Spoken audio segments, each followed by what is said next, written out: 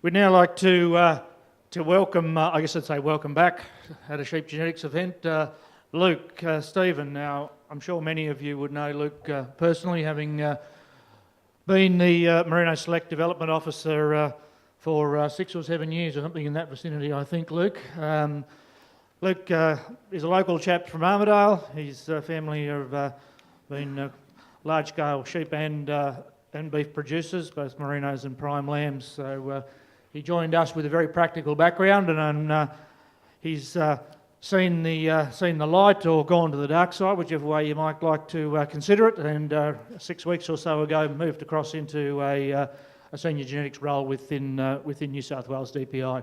And more sincerely, Luke, congratulations on that role. It's a great opportunity for you. Luke, as you know, has been leading the development of the Matesel interface and bringing that through to fruition, and it is now here. It may have had a slightly longer than desired gestation length, but it's here, it's on the ground, it's alive and kicking, and we'll hand over Luke to talk to us about Matesel. Thank you, Luke. Thanks, guys. Everyone? Is that Luke? Yep. Okay, first of all, just a quick thank you to Hamish for his thank you yesterday. That's much appreciated, mate. I will apologise for a few things straight off the bat today. So, first of all, if I do come across like an infomercial thing, I do apologise with Matesel. I do apologise that you don't get a set of steak knives if you sign up for this. Obviously, I've got enough history with travelling and security restrictions. Richard's under the instructions because I am fairly passionate about what this tool can do for you and for industry. So if I do start frothing at the mouth with the excitement like Dave Pethick gets, I will get the tap on the shoulder and the glass of water. And then I'll finish off by, first of all, challenging you all here today. You've made the commitment to come over the past 2 days because you want to be at that leading end of the seed stock industry. So what I'm about to talk today, you need to write down on your sheet of paper as the number one thing I want to look into as a take-home message from today, with no disrespect to anyone else that has spoken over the past 2 days. So with that in mind, it's my pleasure to launch the Matesel revolution. I do have a Twitter feed there if for those of the social media, and for those online, hi Mum, hope you're going well. Right, what I'm going to be talking about today, first of all, what is Matesel and why you need to use it, how easy it is, and this is the great part, and then finally how we're going to get this rolled out to industry, which Hamish touched on briefly there. But ultimately what it comes down to, there's 2 key features you do when you decide what rams and what ewes you're going to use. First of all, the genetic merit, and it's important that when we talk about this in a Matesel point of thing, it's based off an index. So it isn't a range of traits. I'll touch on that a little bit later, so don't think I'm saying it's just an index for those in the room and for those online that select on ASBVs only. Also that we know it's about co-ancestry or inbreeding as you know it. And what we do know about this space, and what you've had drummed into you, I guess, from the Bibles of Rob and Alex and co along the way, is that as we move along for co-ancestry, it gets to a point where then we see a massive drop-off in genetic merit. And so what we see there is what's called the frontier. Now, I've done just a nice little one here today in a red line. What I want to stress to you all, ladies and gentlemen, is that that line is not going to look like that every time, depending on the operation, the candidate animal. So you might see that this red line comes out a lot straighter before you see that purge, or it's going to roll like that. But the important thing to note is it is a similar relationship of that as inbreeding increases, we're going to see a massive drop-off in that genetic merit there. So that's 2 key features of mate selection, and there's also a whole lot more.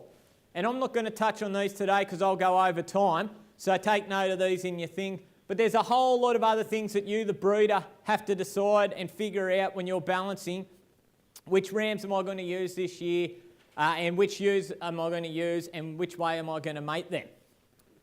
And there's a whole lot of things there, and that has a massive effect not only on you, but on the profitability of your seed stock enterprise. So what's Matesel? Ultimately, what Matesel is, it's a tactical decision system that takes into account all that information for you. That's the technical sort of Brian Kinghorn definition. I'm not really the technical sort of person in terms of putting it in layman's terms. So I'll give it my sort of version. I think of all of those there as juggling balls.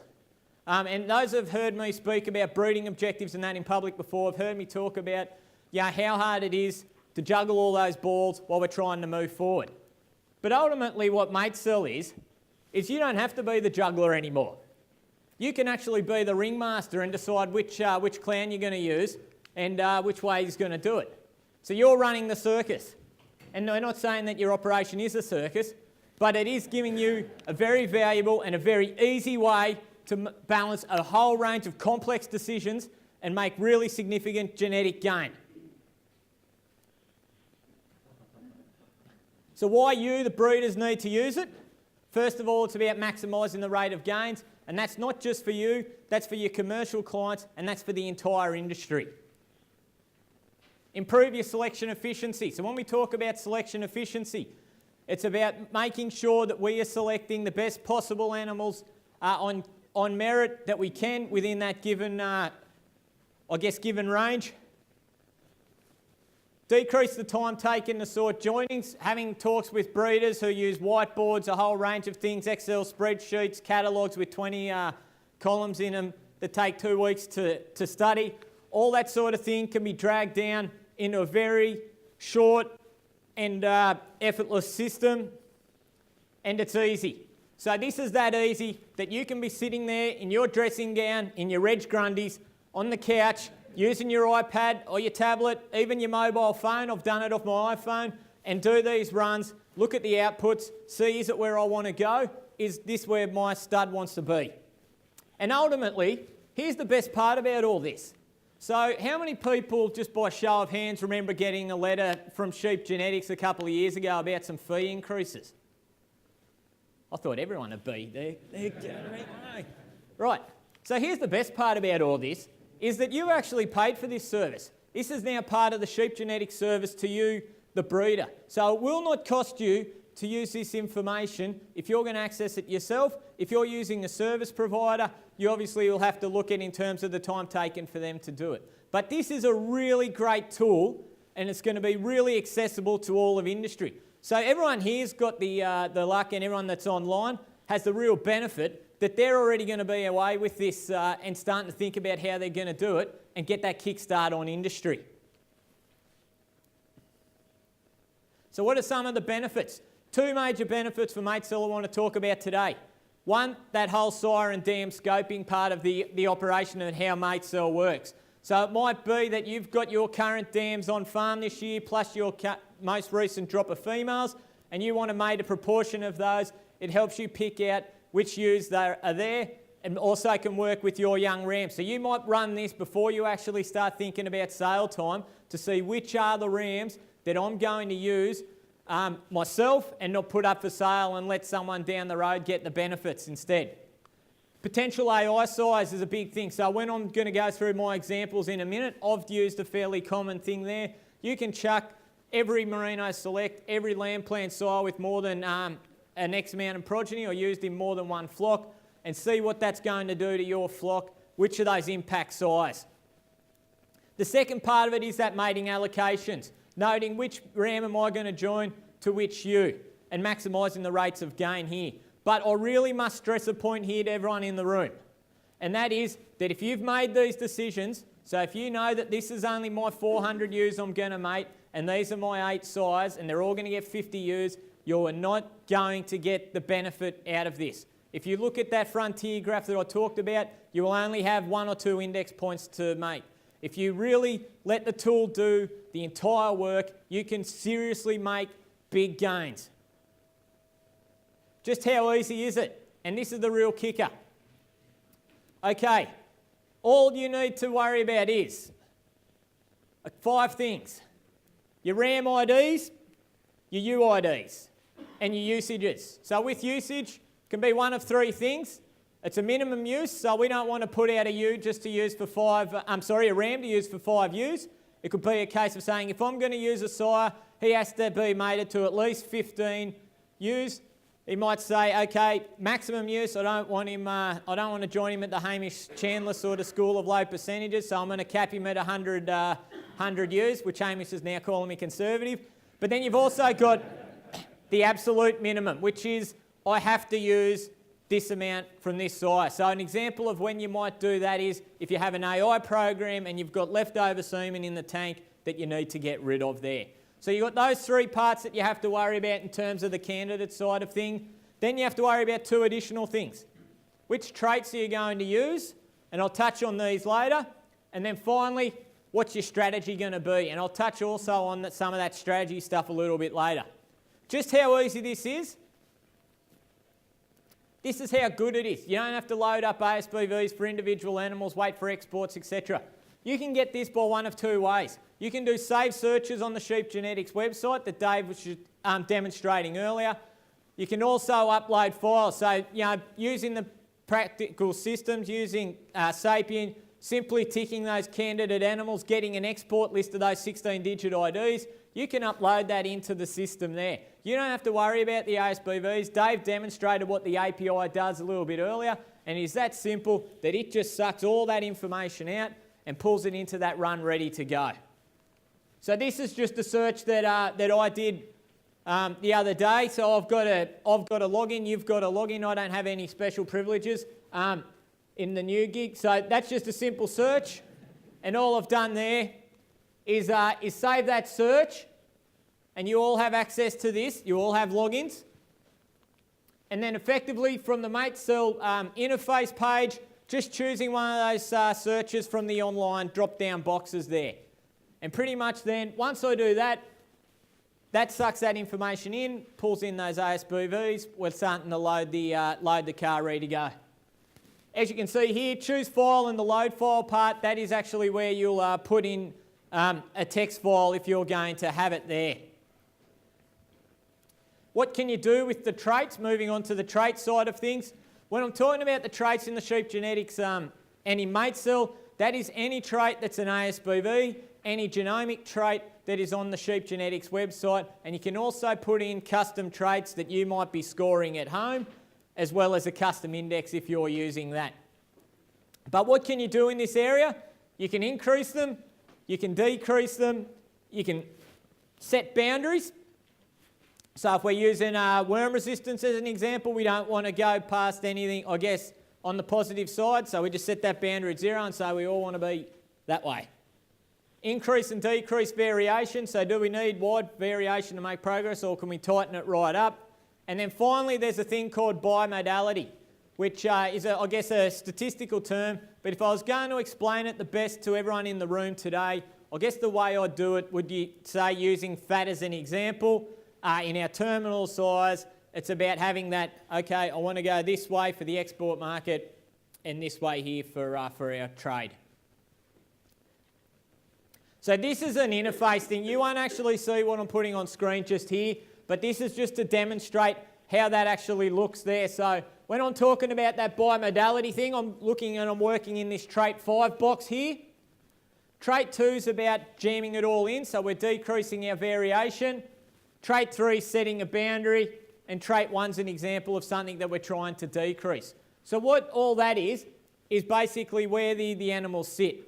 So you'll see that we've got a whole bunch of animals targeting around our first point for bimodality, and a whole lot of animals targeting there, and then everyone's favourite friend, the bell curve, sort of playing out left and right either side of that. So you won't see that, as I mentioned, but it's just good to know when you're setting this up, when you're having that discussion either with the guys at Sheep Genetics, or if you're doing it yourself, or if it's through your service provider, that you understand what this is going to do.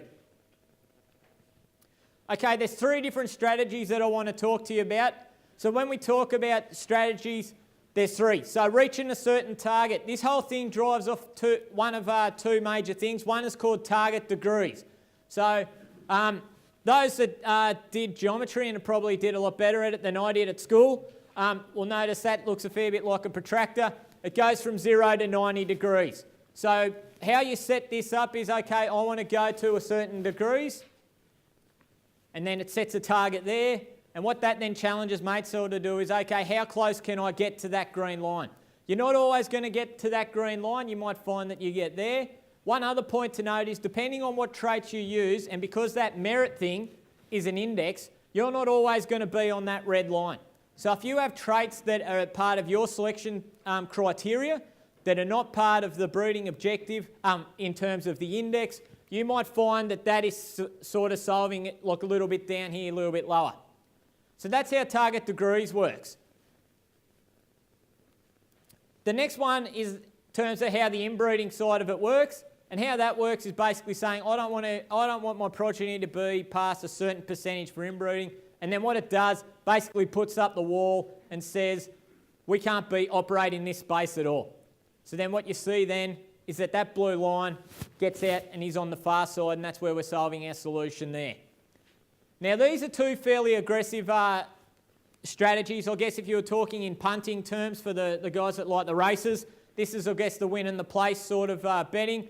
The last one, which is the projected target lines degrees, is what I call the each way bet.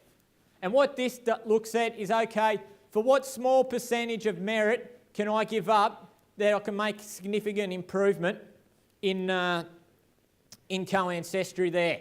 So basically, it's putting up that slide there and saying, okay, if that's where we ultimately want to be, yeah, we're going to be there instead, but we've made a fairly significant decrease in that co-ancestry.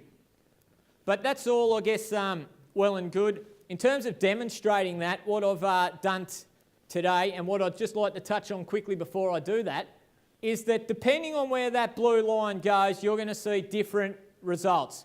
And it's really important to note that. So if we set ourselves a really aggressive merit or a target degrees thing, you're going to see here, if we look down the left-hand side, Sire 816, he's obviously the one that Joe was referring to earlier, getting mated on Valentine's Day, getting a lot of rams. We're chasing, obviously, the best genetics. We're choosing the best sire.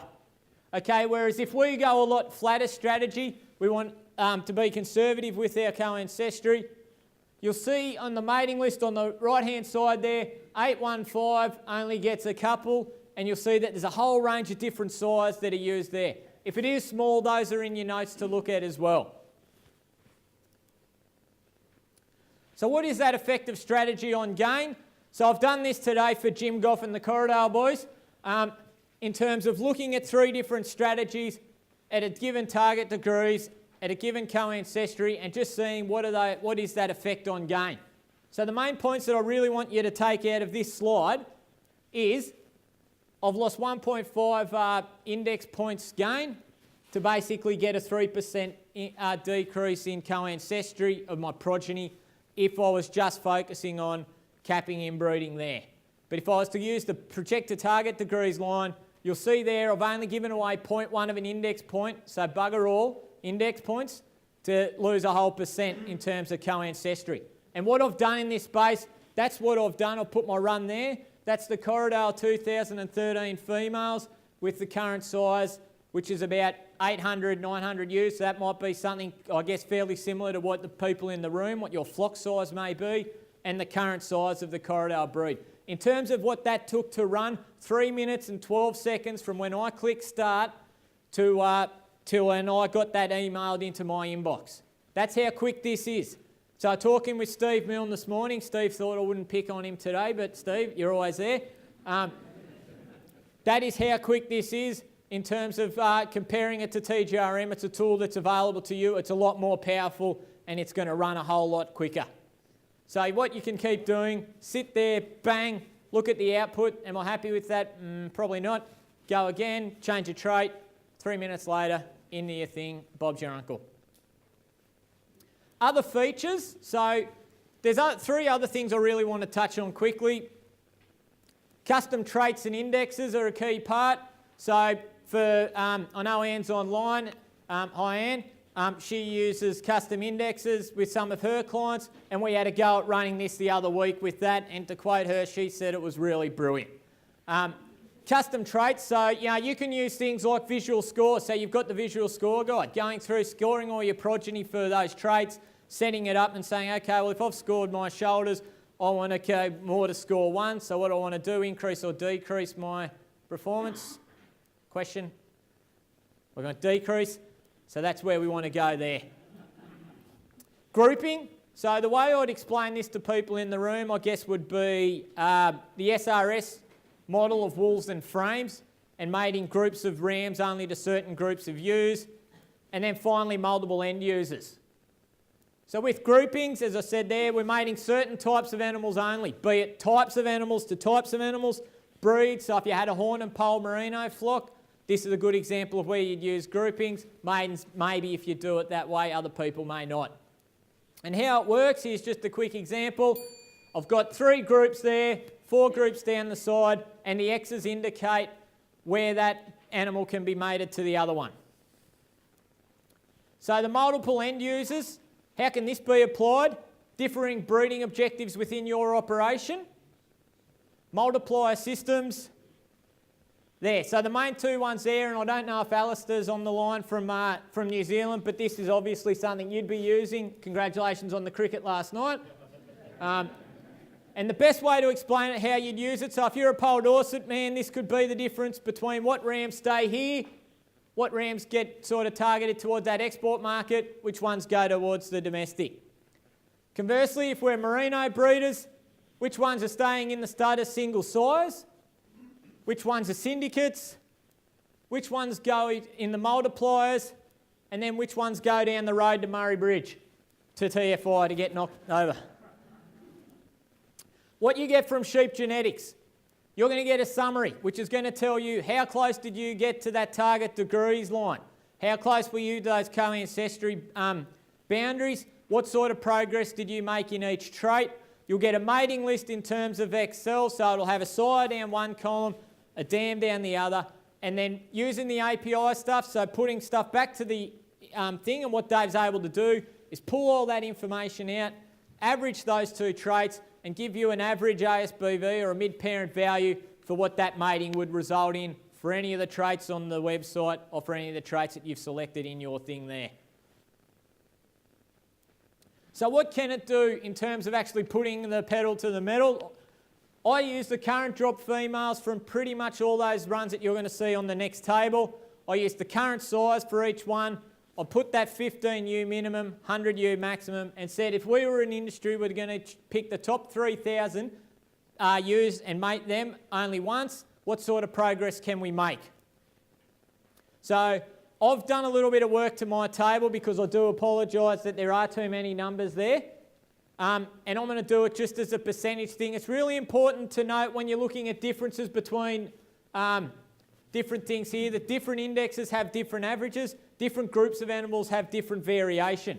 So if we look at index gain there, you can see 5 or 6% around that maternal line, 3% for each the Pole Dorsets and the white Suffolks, and then some fairly significant increases in our merinos and doonies. But once again, be noted, so if we look at that fine medium merino population, we're talking about probably the largest population of any of those breed groups there. So if we were to put a dollar value on that and go back to what Richard was saying yesterday about in terms of what we need to deliver to industry in terms of increased rates of genetic gain and dollars return to the industry, do you reckon that's going to have him happy? I think so. I think it might even get Rob Banks down here as well. The other part that I did was how many flocks made up that damn flocks side of things. So I went out and I said, okay, for all these ewes, how many flocks did it represent? And you can see there that there's a whole range of flocks depending on the population and how many animals that are in it are being represented. I think what's really encouraging for industry as a whole is how many animals are in these spaces. It's not just elite breeders in the room. There's people as an industry that are all going to be contributing to that, I guess, pipe vision or great dream. So how's this going from me to you? Accredited service providers and breeders is one of the key things here because it is actually complex. It took me a fair bit of time to get my head around it and working with Dave to be able to get this running and get confidence to be out here today and be as passionate about it as I am. And then the other part will be that bit, so getting Will and Karis, Hamish, Dave trained up in this area. I think the next part of it will be that training pit. So we talked about the service provider training a bit earlier. These dates may change, but that's basically what the plan will be if we're looking to get people upskilled there. So in winding up, it works, that's the best thing, and it's part of your service. It's going to add significant value to you and your clients' businesses and the industry as a whole, which is really great. And it's going to save you significant time and stress when it comes to mating, because who enjoys looking at all those Excel spreadsheets and so forth? I know Barry doesn't, because he touched on that earlier when he was going through that. I know Rodney via Twitter said that he doesn't like looking at them too much either. But this is that easy to do, and is that big a game changer for us in the room? Yeah, that it is seriously going to change how we can do things in this whole area. So for more information, it's the sheep genetics guys and your service providers that get trained up. From May, I'm not going to be operating in this space in terms of running Matesel runs for breeders or not. That is coming solely from the guys that I mentioned in that rollout plan. And I think I must be just coming up to time. So I'll leave that little one for you to think about today, and I thank you for your time. Thank you, Luke. Well, there's some thoughts to stimulate you, surely, the opportunity to be able to access at your leisure anytime you feel like a mate selection opportunity like that. Some of you have worked with TGRM will have experienced the power of using these sorts of tools, but this is a really significant step forward in the ease of access and certainly the cost of access to some really quite smart technology that you can look at testing various mating options and where you're putting selection pressures and understand what that is likely to do to your flock. Questions for Luke, please? You can't have answered every question, surely. Alan, thank you. Yeah, Luke, great presentation. Very exciting. When we do a search for the elite animals, is there an opportunity for the owners of these animals to actually tick a box to say that semen's available? Because we get a list up there, then it takes a fair bit of time phoning around and emailing around or whatever to see whether they're available to use in our list or not. Yeah, look, that was probably a good question in terms of also for what Dave was presenting earlier. I mean, it's not a function of the Sheep Genetics website at the moment. I know AMSIA, for example, when they list their on Merino superior size and they have their animals come up, that has a status about is semen available, is the animal alive or dead. It's not a part of what Sheep Genetics are doing at the moment, and I guess, Dave, just a nod, yay or nay, either way. Do you know, I think Sheep Genetics, as a general rule, doesn't want to be crowding out other people from doing interesting things. So I showed the Classy Mate website earlier. I'm sure they could also throw up available numbers of doses of semen on the catalogue. We can do it. It's not technically impossible. Maintaining those things is hard, and they get out of date. So it would, the onus would largely be on you as a breeder to keep track of those numbers. So we certainly wouldn't offer that as a service for you. I'll take the one on the board, I Dave, guess. yes, if you address the board while someone's thinking of another question. The question about why you don't see those trait distributions is a function of how we're running this as a tool. So it runs as an online sort of version where you click, it sends that information to Matesel and out. And you'll see Dave had an example of the frontier that you can look at actually gets graphed on your interface. But because that's an output on the console, we don't see a trait distribution on that console. We don't have that ability to sort of see a live shot of what those are doing as we go along there. But it is coming. There we go. And yes, Stefan, I know that's a feature of TGRM, if that's what your question. Yeah, but you missed half my talk, mate, so...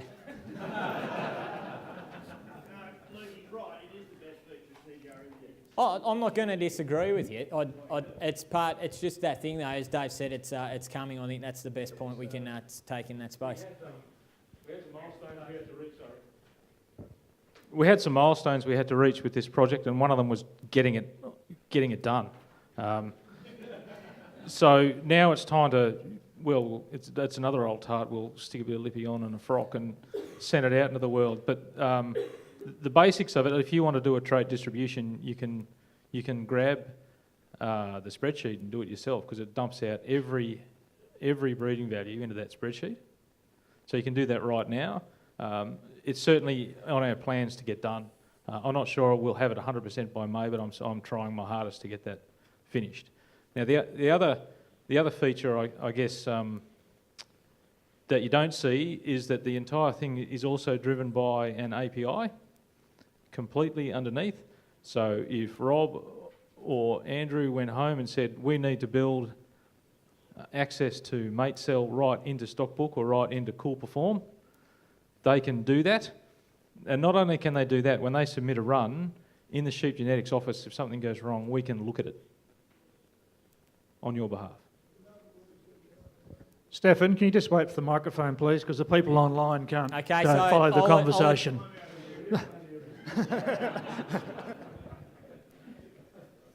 That to me is a huge disadvantage, because most of the TGRM runs that we do are done between the hours of 9 o'clock and 3 o'clock in the morning. 9 You're o'clock not till going to 3 be there o'clock in the between 9 morning. o'clock at Yeah, night but and look, 3 I o'clock in mean, the morning. Stefan, How you are we missed gonna the give you point where help? I can do this in 3 minutes and 12 seconds for a flock size of 800 animals. So if I don't like what I can see, I mean, it takes, we're talking about a 5-minute thing. I think the important part to note, though, is that it is on the work plan. It's not as if we're just saying that's not going to be a feature of this. In terms of the differences to TGRM, look, it's the same underlying principles. It's about managing that co-ancestry with that merit thing. But it's updated. It's about a tool that's available to a whole lot more of industry. And it's basically, as they keep punching it out, TGRM on steroids would be how I'd do it. Yeah, Andrew? Probably more to sheep genetics, but you too, Luke. Never miss an opportunity to bring up this old chestnut. Exclusions, where does that sit in the whole database? I know, for example, the white suffix with appendix and things, you can get different reports. And certainly in the merino database, based on all sorts of strange reasons and pedigrees and things, most of the interesting animals that I want to know about, I can't find. Is this going to find it for me, or is they going to be excluded? So a good example of that, mate, is the answer is yes. So I had a login of, I have the same login that anyone else here in the room has, except I don't have access to private data. But I grabbed 26,000 Pole Dorset animals, I think it was, or it might have been that many, and it pulled that straight in.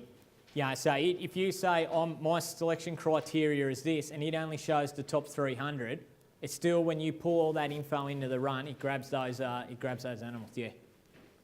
Good. So when you're building your file in the sheep, Hang on, Andrew. if you're in Merino Select and you're building your file and putting your criteria in there, it will be the full database that it'll go searching for, because, Yes. Yep. Happy days. Even those animals that have the lock on them, because you're logged in the context of you, those animals with the lock on them are available to you for myself.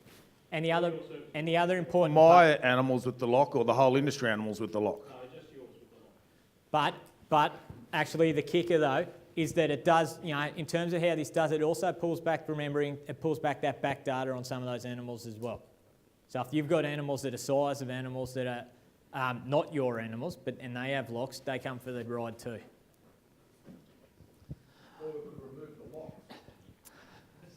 And that's another issue to address that I don't think we can handle here, Andrew. Not covered in the points of the Matesel discussion. But.